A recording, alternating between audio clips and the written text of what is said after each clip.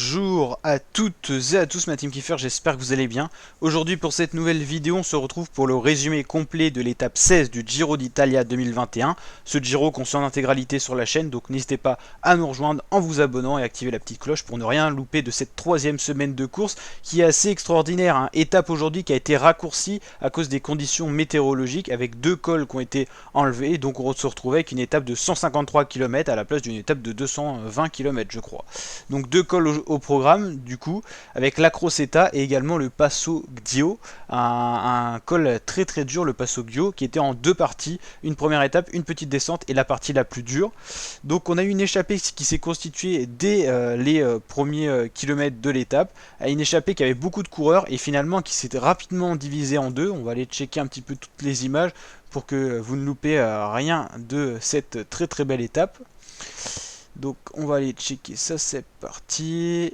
Donc voilà, donc là on est tout simplement à 75 km de l'arrivée et on a un premier groupe, comme je vous l'ai dit, qui s'est séparé dans l'échappée avec les meilleurs éléments de l'échappée tout simplement.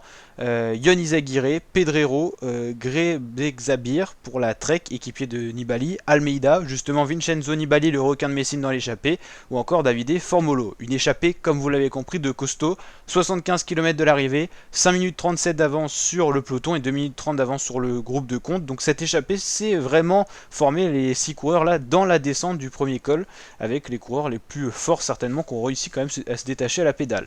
Derrière, beaucoup de pluie, mais Ineos qui verrouille pour le maillot rose Egan Bernal. On le voit, hein, des images où les phares des voitures sont allumés, des conditions difficiles, on comprend donc pourquoi l'étape a été raccourcie avec en haut de certains cols la neige qui tombait. Filippo Ganna qui roule dans le peloton, Xabir qui roule, hein, je me permets de raccourcir son prénom pour que ce soit plus facile, pour Nibali, pour la Trek, on voit une interview de Vlasov, et toujours Xabir qui roule pour cet homme Nibali. Pedrero dans l'échappée, on voit Almeida au fond, et toujours Ineos, mais Education First qui roule dans le peloton pour Hugh Carty et qui a bien réduit l'écart, 35 km de l'arrivée, 3 minutes 30, on comprend qu'il se passe quelque chose du côté d'Education First.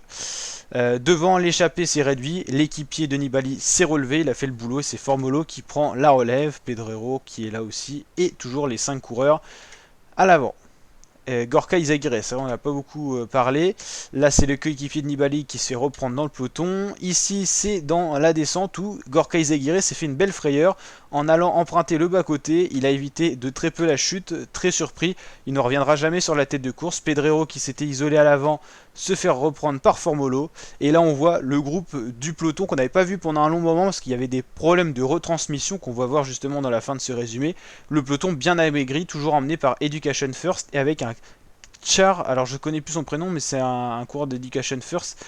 Char qui emmène Hugh Carty. Il reste pas beaucoup de coureurs. On voit Giulio Ciccone, Damiano Caruso, Simon Yates, Romain Bardet, on voit juste le casque, et Egan Bernal qui est là, et d'autres coureurs lâchés. Vlasov qui, dès le pied du col, dans la fin de la descente, s'est pris tout simplement la roue dans son impair, a été retardé. Il n'a jamais réussi à réintégrer le peloton. Devant, Formolo part tout seul, rattrapé par Pedrero, et Simon Yates dans le groupe de peloton qui est lâché. Là, on retrouve le groupe des favoris, toujours emmené par l'équipier de Hugh Carty Char, Daniel Felipe Martinez, l'équipier d'Egan Bernal, Giulio Ciccone. Ici, derrière, on a Caruso qu'on ne voit pas. Non, il est derrière Bardet, Caruso et Bardet, du coup. Pedrero qui s'isole tout seul en tête. Ici, on ne voit plus d'image. La retransmission est coupée. Et pourtant, pendant ce temps-là, Egan Bernal est en train de partir tout seul, revenir sur la tête de course. Et jusqu'à l'arrivée, on n'aura plus d'image, mais juste des écarts à cause des problèmes de retransmission de tout simplement l'équipe italienne de la TV qui a eu du mal à retransmettre les images à Eurosport également. Et donc, du coup, on n'a pas les images. On a quand même en haut du Passo Gio les classements. Egan Bernal est passé premier, deuxième Caruso tout seul, troisième Bardet tout seul, après un groupe de 3, Ciccone, Carty, Almeida qui s'est accroché, Vlasov tout seul et Martinez un peu plus loin derrière. Là on voit justement Egan Bernal arriver, il prend le temps d'enlever son impair, de montrer son maillot rose, de célébrer sa victoire. Voilà, il remporte l'étape 16 tout seul.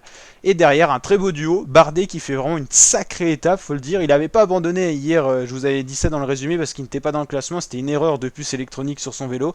Mais Bardet qui est bien toujours là et qui fait une très belle troisième semaine de course. Et il va pouvoir bientôt présager au podium. Donc Bardet devant Caruso, mais beau duo, qui se sont d'ailleurs salués à la fin de leur coopération dans leur groupe, donc ça c'était plutôt sympa comme image. Bernal qui est ici, le trio qu'on vous parlait, Ciccone, Carty, Almeida. avec Ciccone qui prend le temps et fait le sprint. Vlasov, très malchanceux sur cette étape, mais il n'avait pas les jambes. Yates, le grand perdant qui était deuxième du général, perd beaucoup de temps. Daniel Felipe Martinez, et on revoit la victoire d'Egan Bernal. Donc voilà pour les belles images. On n'a pas eu beaucoup d'images, mais celles qu'on a eues, faut quand même les souligner, elles étaient plutôt pas mal. Est-ce qu'on a les classements? Parce qu'il y a un problème aussi d'actualisation sur le site du Giro. Ça y est, on a le classement. Donc, ah oui, Bardet et Caruso perdent que 27 secondes, donc c'est très peu par rapport à ce qui se passe après. Nous, ce qui nous intéresse, c'est bien sûr le général, voir où est Romain. Ah oui, Romain est encore loin, du coup. Ok, Bernal premier, Caruso monte sur la deuxième marche, Hugh Cartier repasse sur le podium, Vlasov quatrième, Yates cinquième, Ciccone sixième, et septième Bardet à 5 minutes, quand même loin, mais qui peut espérer rentrer, mais attention parce que Bardet il y aura un contrôle à monte et il n'est pas très performant dans cette discipline, en tout cas il intègre bien le top 10, devant Martinez, Foss et Joao Almeida qui raccroche le top 10 grâce à sa bonne performance et son échappée du jour. Ok, donc voilà le top 10 de ce Giro. On n'ira pas plus loin parce qu'on n'a pas d'autres actualisations du classement.